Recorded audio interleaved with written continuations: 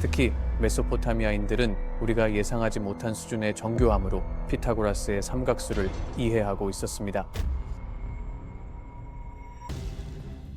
예를 들어 그들이 어떻게든 목성이 화성보다 크다는 것을 알았어요. 그들은 어떻게든 이런 것들을 알았어요. 먼지 쌓인 어느 대학석에서 깨진 바빌로니아 점토판 하나가 조용히 자리를 지키고 있었다. 수세기 동안 인간의 확신이 그 주위를 단단히 굳혀가는 동안 말이다. 여기 우리가 보고 있는 것은 실제로 신성한 존재들에 의해 둘러싸인 생명나무를 보여주는 수메르판입니다. 여기 양쪽에 아누나키가 보입니다. 현대의 알고리즘이 마침내 그 숫자들을 읽는 법을 배웠을 때 그 안에는 권력과 예측 그리고 잊혀진 정밀함에 대한 이야기가 담겨 있었다. 이 이야기는 고대의 계산법이 어떻게 지식과 권력에 대한 개념을 바꾸어 놓았는지를 따라가며 우리를 점토에서부터 밤하늘 너머로 이끈다.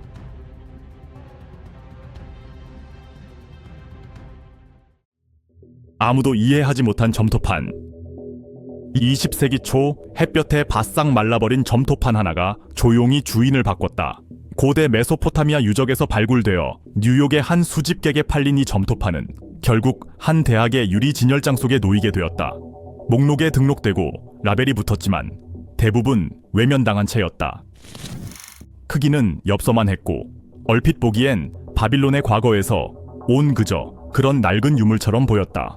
표면에는 서령 문자가 빼곡히 새겨져 있었다. 약 3700년 전 젖은 점토에 단단한 손길로 눌러 만든 쐐기 모양의 기호들이었다.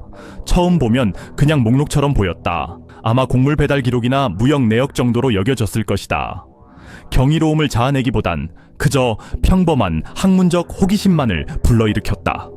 학자들은 힐끗 보고 몇 가지 추측을 해본 뒤 곧바로 관심을 돌렸다. 뭔가 이상하다는 단서는 숫자에서 나왔다. 숫자들이 유난히 컸고 가축이나 수확량 같은 일상적인 기록과는 맞지 않았다. 하지만 맥락이 없었기 때문에 그조차도 금세 무시되었다. 깨진 점토판의 모서리는 대부분 눈에 띄지 않았다. 빠진 귀퉁이는 중요해 보이지 않았다. 누군가 그 자리에 원래 무엇이 있었을까 하는 질문을 던지기 전까지는 말이다.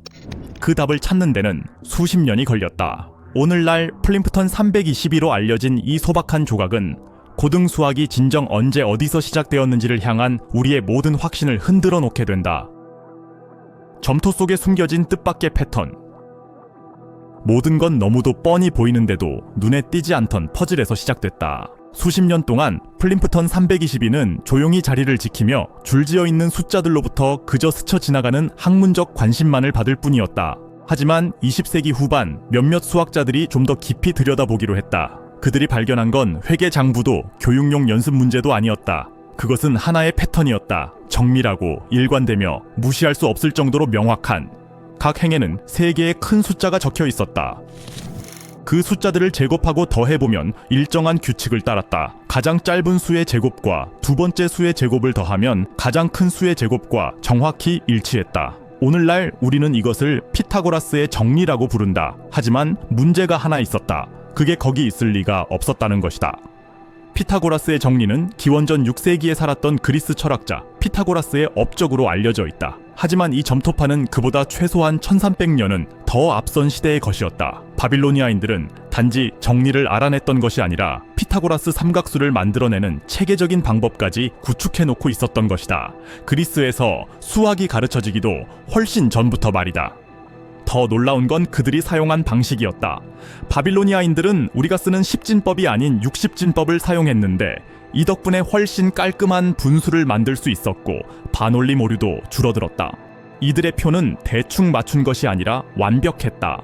각 항목은 그 다음 항목과 부드럽게 연결되어 있었고 가파른 삼각형에서 완만한 삼각형까지 점진적으로 이어지는 모습은 마치 삼각함수 참조표처럼 보였다.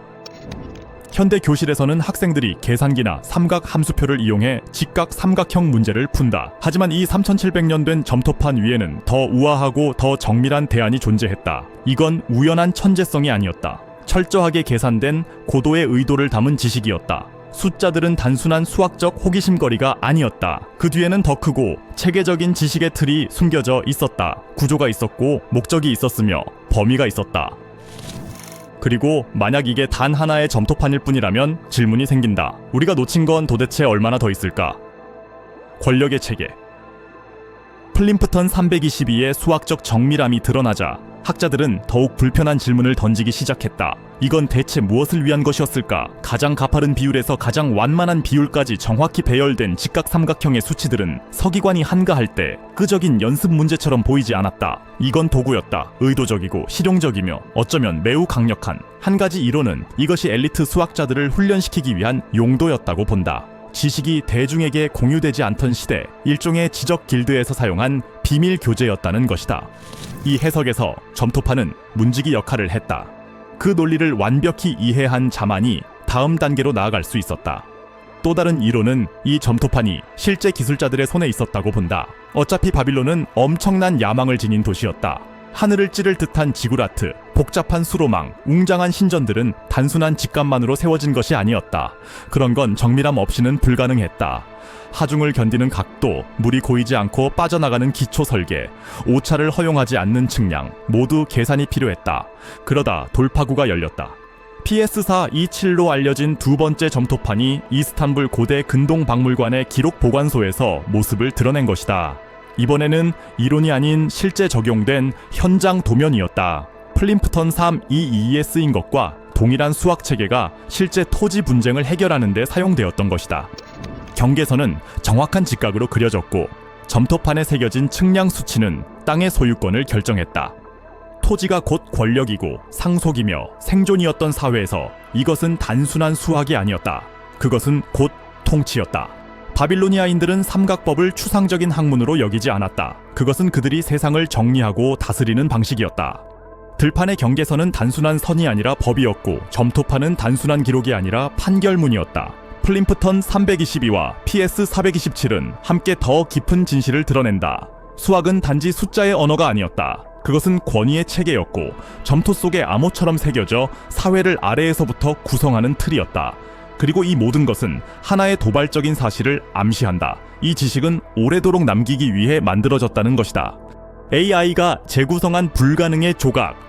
100년이 넘는 시간 동안 플림프턴 322의 깨진 모서리는 답을 알 수 없는 질문으로 남아있었다. 학자들은 그 거칠게 찢긴 틈을 메우고 있던 숫자가 무엇이었을지 오로지 추측만 할 수 있었다. 어떤 이들은 더 많은 행이 있었을 거라 믿었고 또 다른 이들은 해설이나 계산 공식을 담고 있었을 거라고 생각했다. 하지만 증거가 없는 한 그것은 그저 하나의 유령 조각이었다. 점토판이 드러낸 모든 의미의 그림자를 들이우는 빈자리. 그러던 중 하나의 급진적인 제안이 나왔다. 수천 개의 디지털 서령 문자 자료와 수학적 패턴을 학습한 현대의 인공지능이라면 잃어버린 내용을 재구성할 수 있지 않을까. 다니엘 맨스필드 박사와 그의 연구팀은 이 아이디어를 단순한 공상과학으로 보지 않았다. 이건 하나의 치밀한 실험이었다. 그들은 AI에 가능한 모든 데이터를 입력했다. 플림프턴 322에 남아있는 부분, 바빌로니아의 수체계, 그 지역에서 알려진 수학 전통, 그리고 이 점토판이 더 넓은 삼각법 체계의 일부라는 맨스필드 박사의 가설까지 포함해서 말이다. 화면에 나타난 결과는 가장 신중한 낙관주의자들마저 놀라게 했다. AI는 단순히 그럴듯한 내용을 만들어낸 것이 아니었다. 살아남은 구조에 수학적으로 완벽하게 들어맞는 하나의 연속된 체계를 복원해낸 것이다. 사라진 열은 추측이 아니었다. 기존의 논리를 완벽하게 이어갔고 비율은 매끄러운 변화 곡선을 따라 이어졌으며 대칭성도 그대로 유지되었다. 순간 불완전했던 점토판은 다시 온전한 형태를 되찾았다.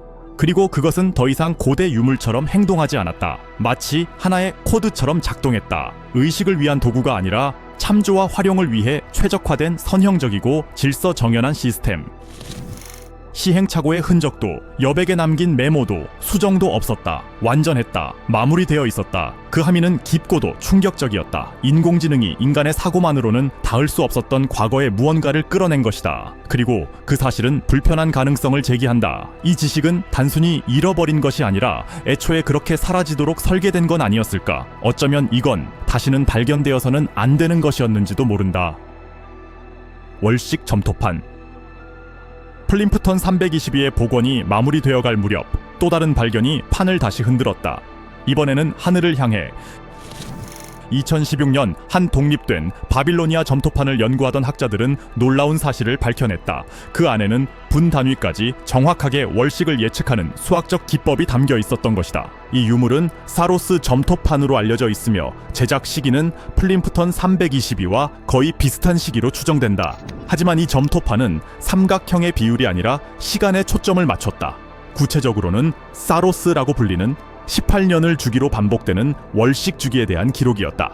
바빌로니아인들은 그리스인들보다 수세기 앞서 이 주기를 관찰하고 계산해낸 것이다. 그리고 그 계산에는 그들의 기하학을 정밀하게 만든 바로 그 60진법 수 체계가 사용되었다. 이 발견은 고고학계와 천문학계 모두에 큰 충격을 안겼다. 이는 단발적인 통찰의 불꽃이 아니었다. 하나의 통합된 체계를 이루는 실타래였다. 땅을 재는 기하학, 하늘을 기록하는 주기, 이 모든 것이 비율과 논리라는 언어로 표현되어 있었고 그 정밀함은 현대의 일부 장비조차 따라가기 힘들 정도였다. 이 연결은 모든 것을 새롭게 바라보게 만들었다. 플림프턴 322는 단순히 땅이나 건축물에 관한 것이 아니었을지도 모른다. 그것은 세상을 하나의 조화로운 시스템으로 바라보는 더 넓은 계산 문화의 일부였을 수 있다. 예측 가능하고 측정 가능하며 통제 가능한 세계. 이제 질문은 단지 바빌로니아인들이 무엇을 알고 있었느냐가 아니라 그 지식이 어디까지 닿아 있었느냐였다. 도시 아래의 땅부터 지구 위에 들이우는 달의 그림자까지 그들은 현실을 수학적으로 모델링했고 그 모델을 점토에 새겨 남겼다. 그리고 수천 년 만에 그 모델이 다시 조각을 맞춰가고 있다. 고대인들이 묻어둔 것, 삼각형에서 월식까지 이 고대 수학 체계의 조각들이 더 많이 드러날수록 한 가지 더 어두운 질문이 떠오른다. 왜 이 지식은 사라졌을까? 점토판은 특히 구워낸 것이라면 수천 년을 견딜 수 있다. 바빌로니아인들은 이 사실을 분명히 알고 있었다. 종이나 양피지처럼 쉽게 썼고 발에는 재료가 아닌 시간이 지나도 형태를 유지하는 점토를 선택했다는 건 단순한 우연이 아니었다. 그렇다면 역사학자들이 조심스럽게 탐색하기 시작한 가능성이 떠오른다. 혹시 이 지식은 일부러 봉인된 것이었을까?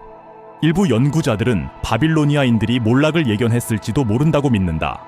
제국이 분열되고 침략이 다가오던 시기, 서기관들은 자신들의 문명을 지탱하던 지적 기반을 불과 홍수 그리고 시간마저 견디는 형태로 암호화해 남기려 했다는 것이다. 하지만 또 다른 이들은 더 불편한 해석을 제시한다. 그들이 만든 시스템, 차갑고 정밀하며 변형되지 않는 체계는 인간 세상을 다스리기엔 너무도 경직되어 있었을지 모른다는 것이다.